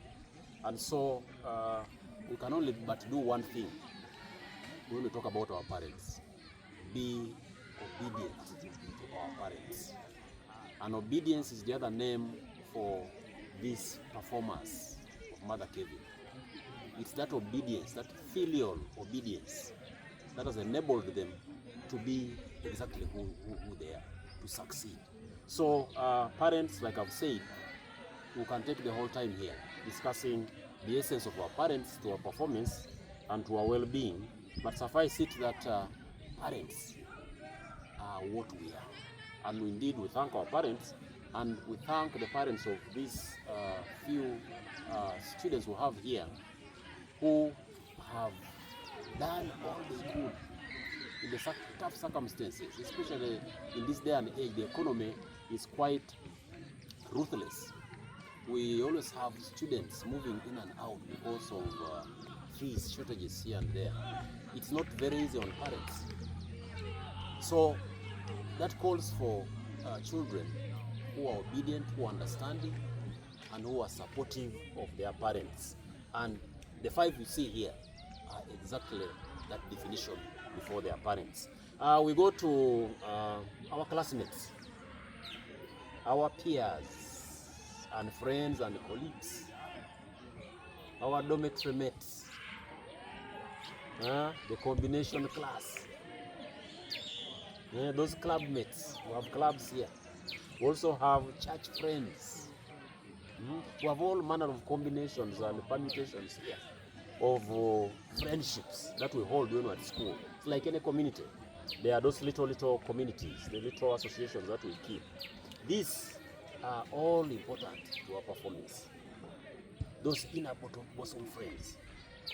All these shared your hearts these last 6 years or 2 years you have been here. What did those contribute to your excellent performance? These close friendships you've maintained. And do you miss them? Are you going to miss them? Because you're suddenly going your separate ways in a short while. Will you miss your friends? Do you factor your performance in your relationships that you have these past few years? And your opportunities, educational opportunities going forward, depended to the friendships you have kept this while. Tell our viewers how important your friends are in performing excellently.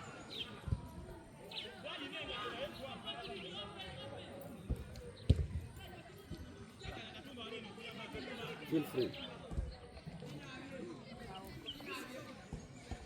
When it comes to academics, friends are very important. Very, very important. Me, A-levels taught me that you can't make it alone. You know, there are only 2 years and you're covering content that is more than the O-level content. So the burden is too heavy. You can't carry it on alone. So you have to have a what? An army. That's what I would call it. Me personally, I had a very strong army Of friends. of friends. I had this kind of friends that they can't let you down. This kind of friends that can push you, they make you feel like you're high in the clouds.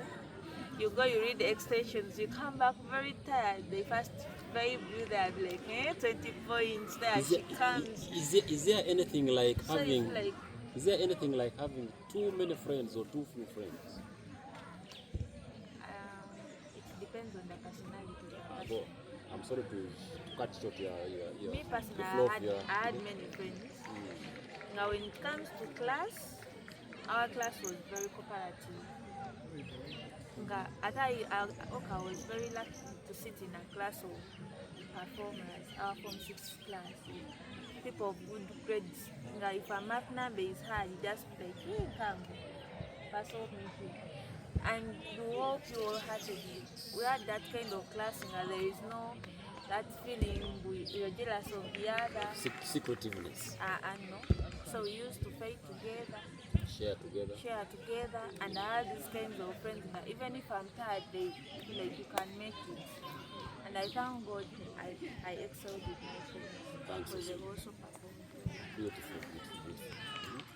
So to me, I struggled with my friends, and I'm very grateful to them because I had friends who believed in me, who motivated me. We struggled together.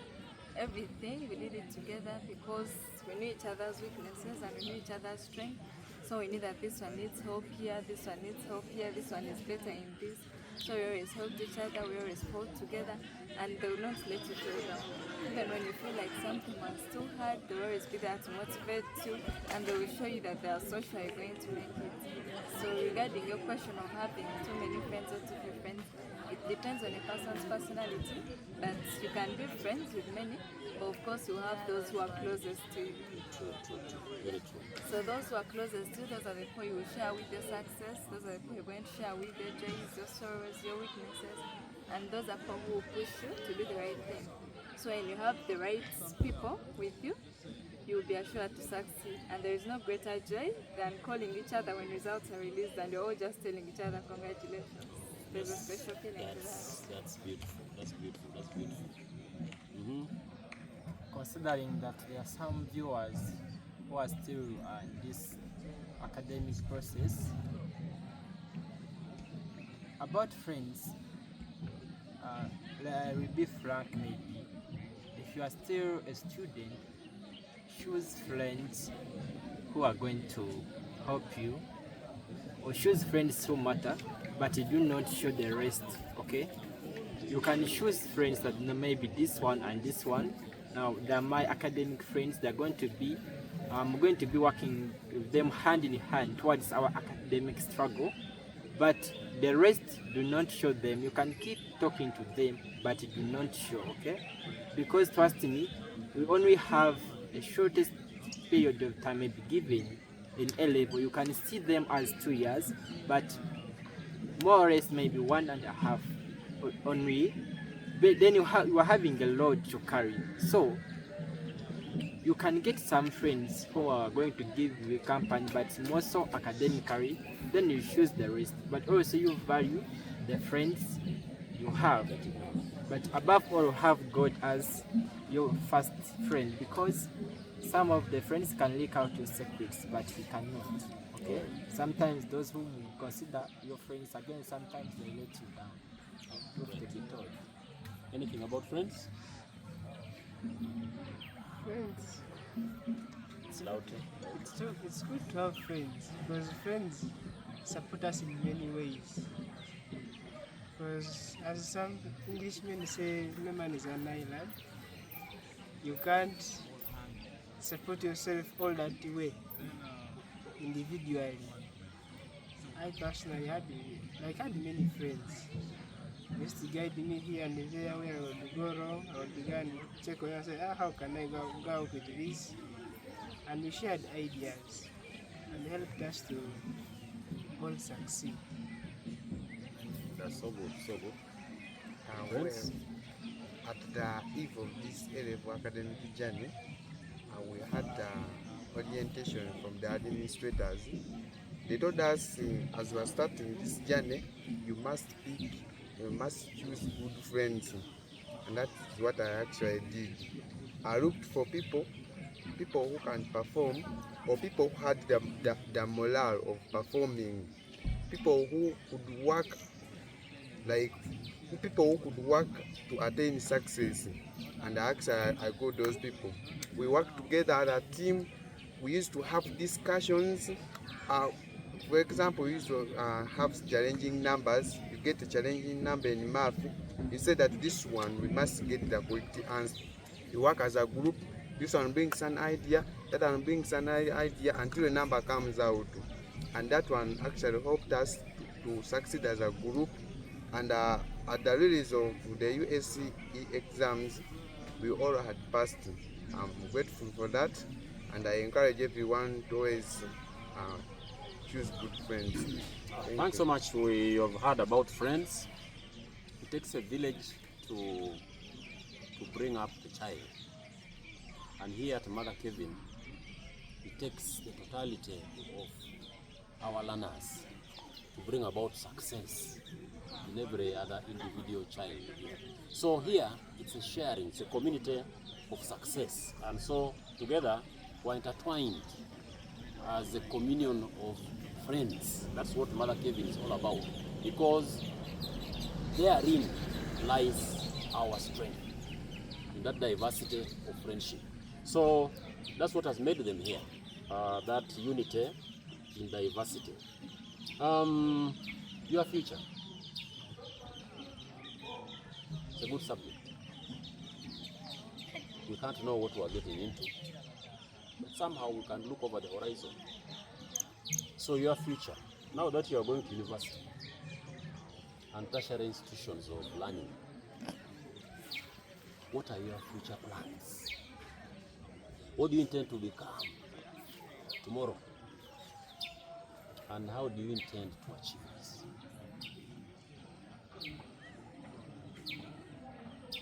Anyone come over. The future, you can see it easily over the horizon. But that future begins with you. What are you looking at as your future? What do you want to be? How do you think you will get there? To that horizon, to that acme, to that desired fruit, that high hanging fruit.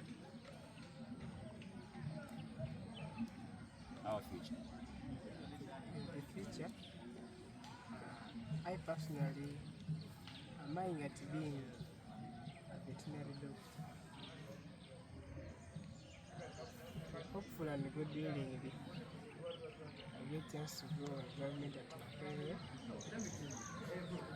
Working at it is, I'll keep the hard work, keep in touch with my good friends that helped me in the very same struggle. Even the little advice they can give me and still help me push forward the more. So I'll keep in touch with my good friends that helped me reach where I am, and also keep working hard to finish the job. Thank you so much. Yeah, me, I'm looking forward to becoming a medical doctor. So, education is a journey, and every journey begins with a single step. I feel like I've just made a single step. I have a lot of steps to make forward so that I attain the medical courses I want and actually to become maybe one of the greatest doctors in the nation That ever live. that ever lived, like you have said. So I feel like the God I started with before I was born, the God I started with before I was born, He has greater plans for me. Because if He brought me to this school, He gave me this grades, and I feel like the same God who's going to give me a course, the same God who's going to give me a medical course, and then the same God who's going to be with me till the end. And grant your future. The sky is no longer the limit. Beautiful, beautiful, beautiful. My daughters. For me, personally, when it comes to the future, I believe the past is the best of the future, the foundation of the future. So when it comes to academic excellence, when I look back in primary, it was all about working hard. I personally, I don't believe in something of someone is naturally bright, someone was born bright. Some of our teachers, they have that t-shirt that they put on, and behind it's written, a genius is made but not born. So I believe in that thing because P7 I had 8 aggregates and I worked hard for them. Form 4 I got 11 after working hard for them. Same implies to Form 6 the 19, it was out of hard work. And I pray that if God grants and I get civil engineering at campus, I'll still work hard and I get a good degree out of it. And if I become an engineer in future, I'll still be that hard-working engineer. In that if I'm given a project, I work to my level best. Even if I fail to achieve the best results out of it, at least I will receive good results out of it. Thank you so much. Thank you so much. So for me, I want to do medicine and surgery, and I've already heard, how people can talk about the course. It's hectic, it's hard, it's heavy, some drop out along the way. But looking back from where I've come from, it's been hard work. So I'm willing to do the work, I'll be dedicated, and I'll continue putting in the effort that I've done this whole time till now, because I know there are other people who have excelled in it. It's their choice to drop out, maybe because they did not feel they could do it, but I'm willing to fight till the end because, you know, when we're in primary, you know, those primary teachers, they would always tell us a river cuts through a rock not because of its strength, but its persistence. So they'll tell us you don't have to be the best to achieve the best, but if you do your best, you can achieve the best. So I'm willing to do my best and leave the rest to God. And when I become a doctor, I'll be committed and dedicated to my work, loving and caring, and be patient with people. Thank you so much. Thank you so much. For me, I want to pursue ADA, that is education, to my career, specifically in literature and English. I want to pursue in literature because of a reason where my passion lies, that I like so much music composition, and now I'm also in a movie composition, and now currently I'm starting my own small film production. I'm just starting it. So I'm seeing literature that the more if I go deep into it, I can use it again to uplift my talent, not just maybe just education, but can help me to advance also my talent. That's why I want to pursue literature. I'm also now in this new curriculum where that paper 2 in literature, again they are in composition, and that is where my passion lies. I think it can be a very good course for me, and I'm ready for it. Thank you so much. So you have heard from our students. Let's pray for these children to attain their heart's content. Why? Because this is the future of your country. So please pray for these children, encourage them, help them in any way to scale those heights so that they can be able to attain that which they desire to be in the future to come. So Bishop shall be praying for you and pray for us too. Lastly, let's come to the legacy that we leave to your college. Each one of us has a memory about this school.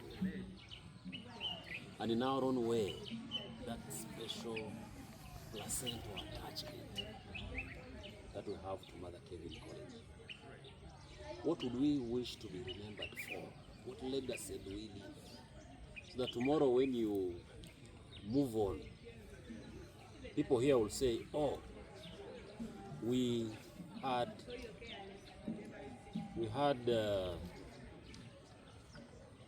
Dan here. We had Pamela here. Samuel, Brian, Mary were stellar students here. This is what we can point to as legacy that they left here. So what legacy do you wish to leave behind for this, your alma mater?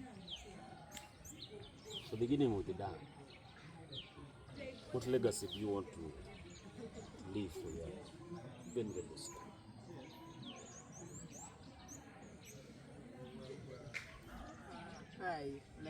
Since that way back from primary, I've never wished to leave a place when people are like, we have got rid of him. We have been saved from him. No, I want to at least leave that vacancy there. I want to leave that vacancy whereby they feel is my presence that, oh, I wish he was there, developed us in this. So I want to leave Mother Kevin with a good record of being humble, obedient, disciplined, not a person who gives headache to teachers and even my fellow colleagues. That's a beautiful way to sum up. And then you do so well. That is a beautiful legacy. Pamela? Me personally, the legacy that I would like to leave behind is girl child empowerment. When I was young,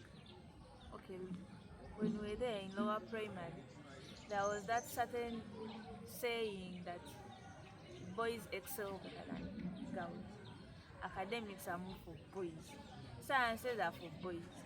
So I want these girls to believe that even a girl can make it, even a girl can excel well, even a girl can achieve what a boy can. That's a strong one. That's a beautiful point. That no child should be sexually outrated. That all children, male or female, have the same potential, mentally, physically, or otherwise. So, Pamela, that's a good one. That's a very good one. It's a good encouragement. Actually, even when I pointed at that engineering thing, people were like, that engineering course is for men. I was like, what are you seeing? So anything a man can do. Thank you so much. That's the way to go. Samuel? Me personally, I'm serving as a teaching assistant here, and I did get the 20 points, but this I got the 19 points. So as the teaching assistant, I want to grow more 10, 20 people to get better grades in the biology. So that's a legacy I want to leave here. Thank you so much. That's a very ambitious legacy. Brian? I think now I already have a legacy now. Beginning with, our year, I'm the first student to score an A in literature. That is a legacy. Secondly, I'm the first oldest student to score 20 points. That is a legacy. A legacy. Yes, from here, from O level to A level, 20 points. I'm the first one. That's also a legacy. Then another legacy also I'm leaving, that I've composed for the school a song for Cathedral. And this is a legacy. We didn't know that. Oh, it is in the process. Sing a little of it. It's for school choir. Sing a little of it. It's a school choir song. Don't worry. Okay. So, I already have the legacy. Yes. Although we are doing something, but at least I am talking now what is on the ground, which That's is good. seen, which is real there. That's good. Before talking to what I'm expecting. That's good. Very good. Mary, So, tell us. to me, I'm a person who loves peaceful environments. I love being in a place that gives me peace. So I like to give the people around me peace. I would love to leave Mother Kevin when the people at my school, all they can say about me, she was disciplined, she was hardworking, she was obedient, she was God-fearing. Because every time I'm moving, I meet these students, they look at me and they tell themselves, I can also make it. She did it, I can also work hard and do it myself. Because it gives me joy to see someone else in the same struggle, but they're not giving up because they have someone else to look up to and they know it's possible, they can do it. So every time they feel empowered, I know at least I'm doing good to them because they have someone to look up to. Thank you so much, Maria. Thanks so much. We are nearly at the end of our sharing with our best. Indeed, you and I have seen, heard from Mother Kevin College MABIRA's finest, our finest performers in the 2025 UACE exams and results. We have also heard what makes them tick above the fray, how they have achieved this stellar and first-rate performance. Now, what's left for you and I is to join your very own fortunes, you the listener and the viewer, to join your fortunes with the MOK's winning ways. You have heard where success is grown, here in Mother Kevin College MABIRA. You want to succeed? Join your fortunes with Mother Kevin College MABIRA, and you'll be like this stellar students here. And why? Because here, our education philosophy is simple. It is that there is no child, not one, who is dull and cannot achieve. There's nothing very special about these children, these five you have here. except that they took advantage of what you have already heard from them, of the environment that the school has provided you, of the discipline that the school cherishes and puts first, that you come here for just one purpose, to study and nothing else, and that you heed the rules and regulations as are set to guide your performance and your being here. It is that simple. So there is no dull child once put in the right educational system who is incapable of excelling in academics, academic skills or moral development. None.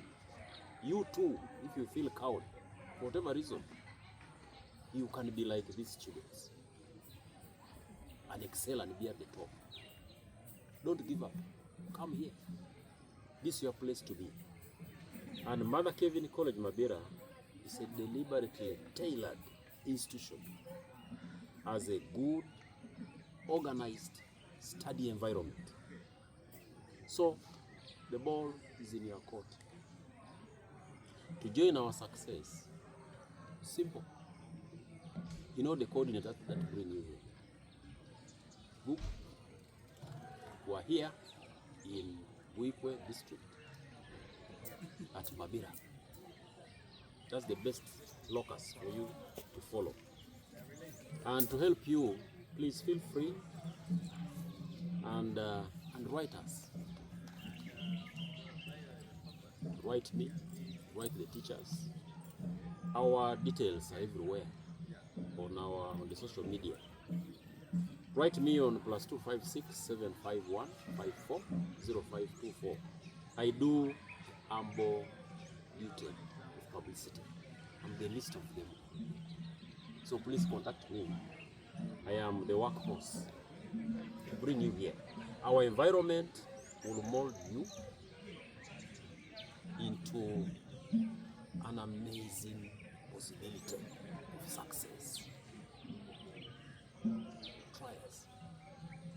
So thank you so much for the time you've given us to hear us out, to hear this, our best achievers, and to put that into your heart. If you want to succeed, take the cue from them, and the sky will be the limit. What if you talk about the sky? It's no longer the limit. So the sky you've had is no longer the limit, and it's applicable here. So you want to soar like an eagle? Come to Mother Kevin College MABIRA. For here, the splendor and victory of the truth reigns. It is splendor, veritatis vincit. So I thank you so much for taking this time, and I remain yours truly, Charles Ongole John, your coordinator of this sharing. In the camera we have Bill Bongorot and Thomas, our liturgist here, and the brain behind the beauty that you see in our children here. The moral aptitude that we have in our children here comes from our teachers here. We give it to our teachers, we give it to our administrators, our head teachers, our entire community, teaching and non-teaching. We owe it all to them. Please come over here if you must and if you will to succeed. For Mother Kevin College MABIRA is known for just one thing: success. So thank you so much. Please bid bye to your listeners and viewers. And we wish you all the best. Thank you for listening and coming. Thanks so much.